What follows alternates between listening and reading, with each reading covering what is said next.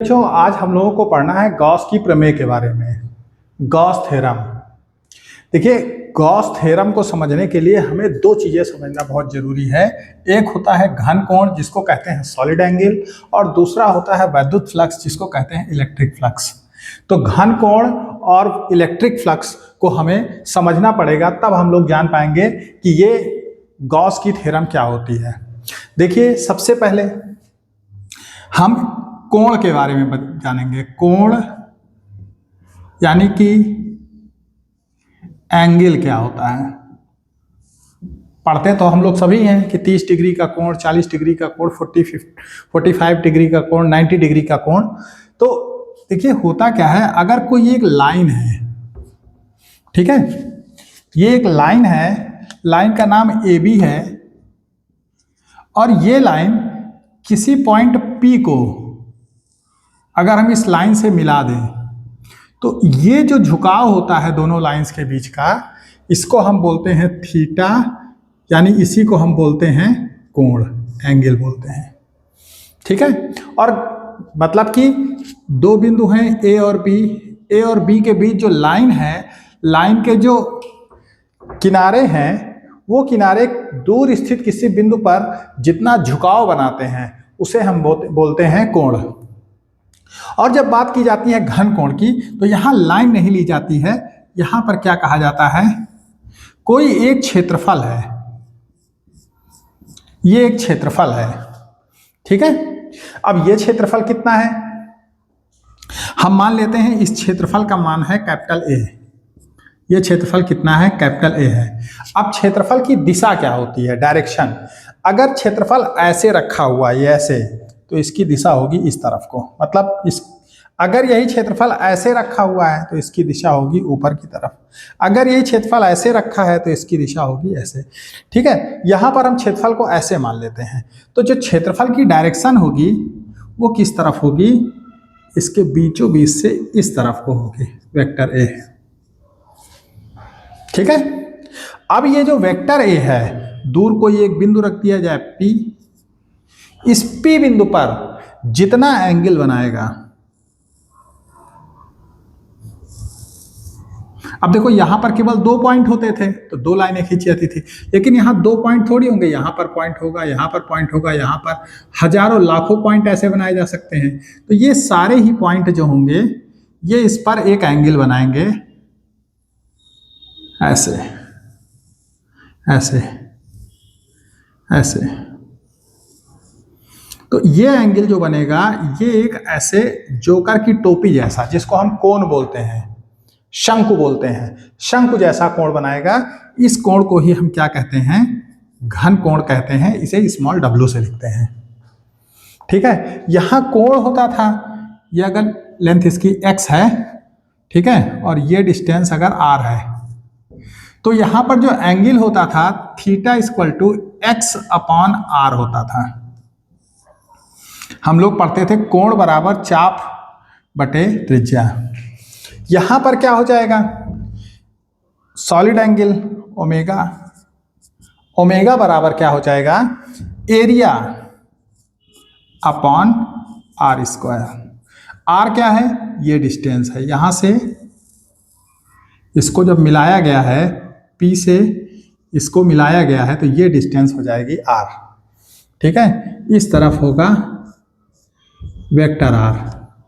तो ये आपका घन कोण हो जाता है। घन कोण हम कैसे कह सकते हैं कि किसी पृष्ठ द्वारा, किसी एक क्षेत्रफल द्वारा दूर स्थित किसी बिंदु पर जो कोण बनाया जाता है, जो शंकु बनता है, उसे ही हम क्या कहते हैं, घन कोण कहते हैं। यहां पर देखो, इसका जो मात्रक होता है, जो यूनिट होती है, वो होती है स्टेरेडियन।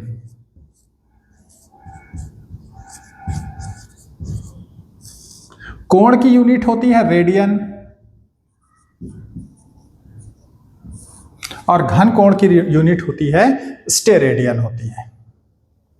ठीक है। यहां पर एक केस हम पढ़ते हैं, अक्सर इसकी जरूरत हम लोगों को पड़ेगी। केस क्या है कि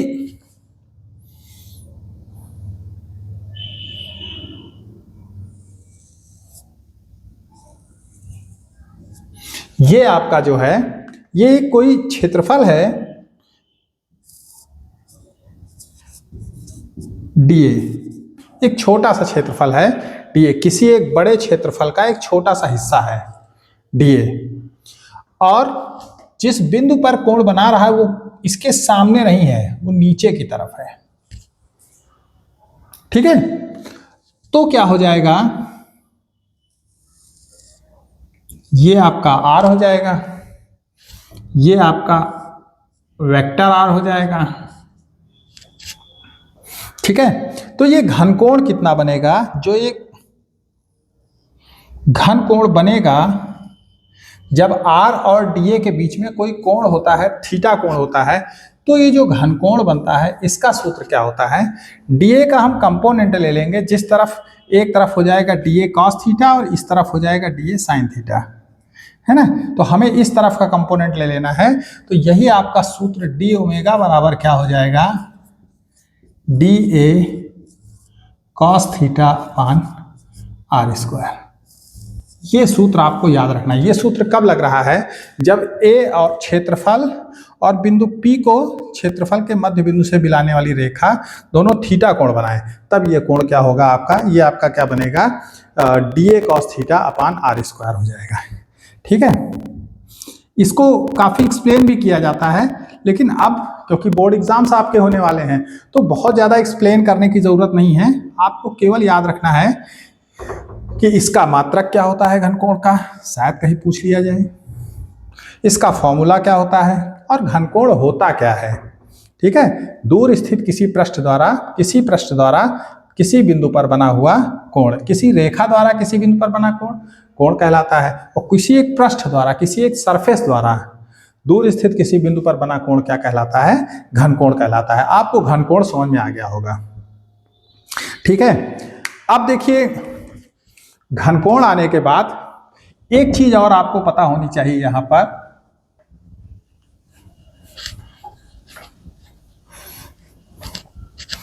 कि अगर एक कोई बंद पृष्ठ है, हम एग्जाम्पल ले लेते हैं, एक कोई बॉल है,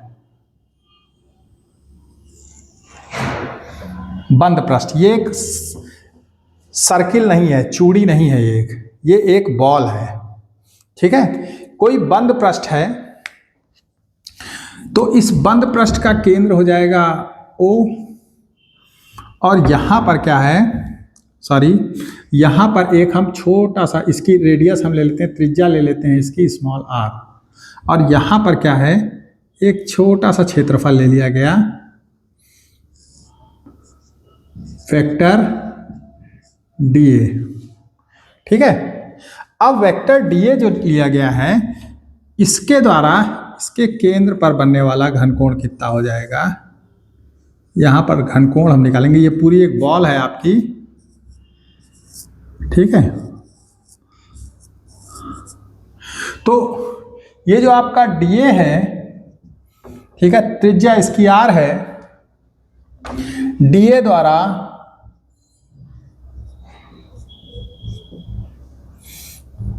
गोले के केंद्र पर बना घनकोण, गोले द्वारा डीए द्वारा गोले के केंद्र पर बना घनकोण, अभी हमने सूत्र बताया, डी ओमेगा बराबर क्या होगा, D A cos theta upon R square. Theta क्या था, ये आपका ऐसे वेक्टर आर हो जाएगा, ये वेक्टर डी है, दोनों एक ही डायरेक्शन में है, तो थीटा यहाँ पर क्या होगा, 0 डिग्री होगा। तो चूंकि थीटा 0 है, इसलिए cos 0 की वैल्यू 1 हो जाएगी, यहाँ cos 0 कर देंगे 1 हो जाएगा, तो डी ओमेगा बराबर क्या हो जाएगा, D A into 1 upon R square हो जाएगा। अब ये तो एक छोटे से पृष्ठ द्वारा बना केंद्र है, बना घनकोण है। अगर इस पूरी बॉल द्वारा, पूरे सरफेस एरिया द्वारा, बॉल का surface area 4 pi R square होता है, तो पूरे सरफेस एरिया द्वारा, गोले के संपूर्ण पृष्ठ द्वारा, गोले के संपूर्ण पृष्ठ द्वारा केंद्र पर बना घनकोण।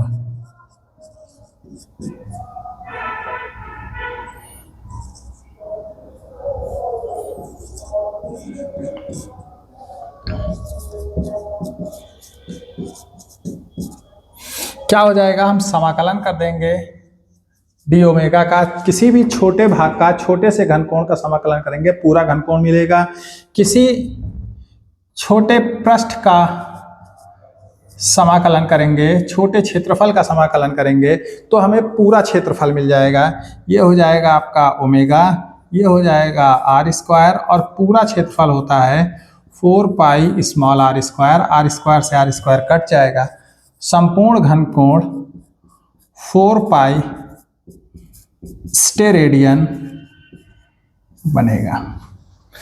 ये एक नंबर का क्वेश्चन पूछा गया है कभी ना कभी एग्जाम्स में कि किसी गोले के संपूर्ण पृष्ठ द्वारा उसके केंद्र पर बना घनकोण ज्ञात कीजिए।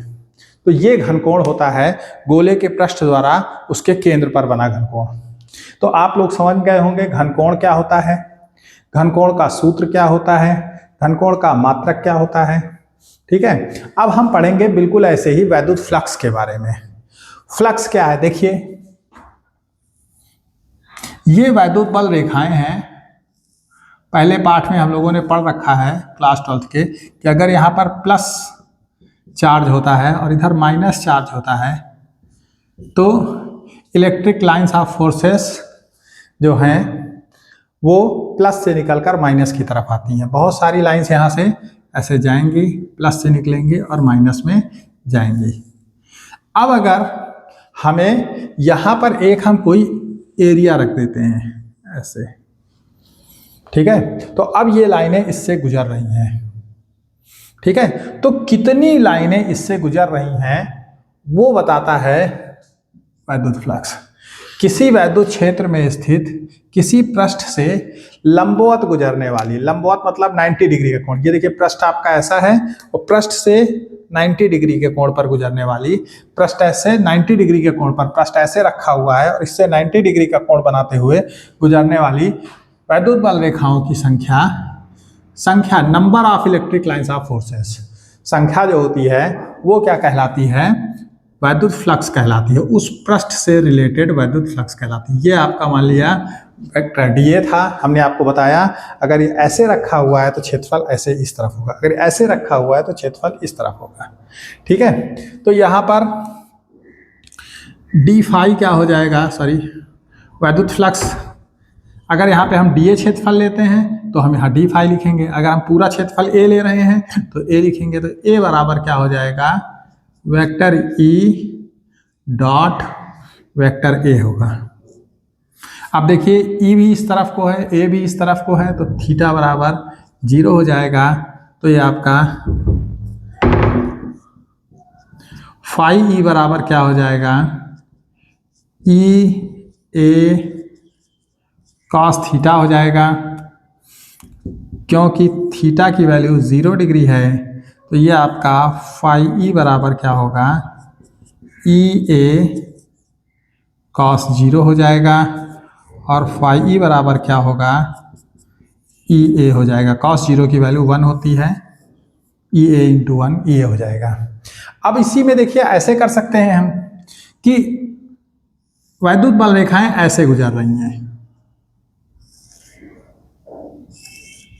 और पृष्ठ हमारा ऐसे रखा हुआ है। तब आप देखेंगे कि वेक्टर ए तो इस तरफ है और वेक्टर ई क्या है, इस तरफ है। दोनों के बीच का कोण कितना है, थीटा है। हमने परिभाषा बताई है, डेफिनेशन बताई है कि किसी वैद्युत क्षेत्र में स्थित किसी पृष्ठ से लंबवत, अब ये लंबवत कहाँ है, अगर ये ऐसे होती तो लंबवत होता, ठीक है, ये ऐसे वैद्युत बल रेखाएं ऐसे गुजर रही हैं और पृष्ठ ऐसे है, तो ये कहाँ, ये थीटा, ये दोनों के बीच में कुछ कोण बन रहा है, एंगल बन रहा है ए और डी ए के बीच में। तो ऐसे केस में ई का कंपोनेंट हम ले लेते हैं, ई के 2 कंपोनेंट हो जाएंगे। एक कंपोनेंट हो जाएगा इस तरफ ई कॉस थीटा और एक कंपोनेंट हो जाएगा इस तरफ ई साइन थीटा। तो देखिए दोनों, अब ये आपका जो है ई तो नहीं है वेक्टर ए से लंबवत, लेकिन जो आपका ये आपका जो है ई कॉस थीटा और ए अब एक ही दिशा में हो गए हैं, सेम डायरेक्शन में। जैसे यहाँ पर ई और ए एक ही डायरेक्शन में थे, वैसे अब ई कॉस थीटा और ए एक ही सेम डायरेक्शन में हो जाएंगे। तब ये फॉर्मूला आपका जो आपका ये फाई बराबर E dot A cos theta लेते थे, तब ये फॉर्मूला आपका हो जाएगा फाई बराबर ई ए कॉस थीटा हो जाएगा। अगर दोनों के बीच में कोई एंगल बन रहा है वेक्टर ए और वेक्टर ई के बीच में, तब फॉर्मूला हम लोग लगाते हैं ई ए कॉस थीटा, और अगर कोई एंगल नहीं है तो हम यहाँ पर फाई बराबर ई ए लगाते हैं। यूनिट्स अगर हम निकालेंगे फाई की,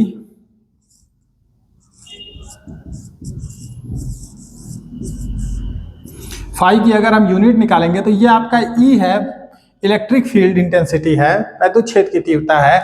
और पहले पार्ट में हम लोगों ने पढ़ा है ई बराबर एफ अपॉन क्यू जीरो होता था, तो यहाँ से हम एफ अपॉन क्यू जीरो रख देंगे।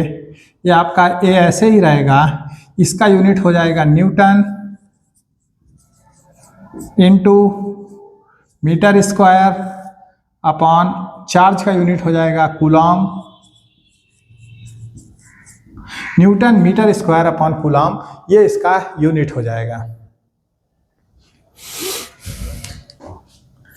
अब इसको अगर हम डायमेंशनल फॉर्मूला निकालना चाहें,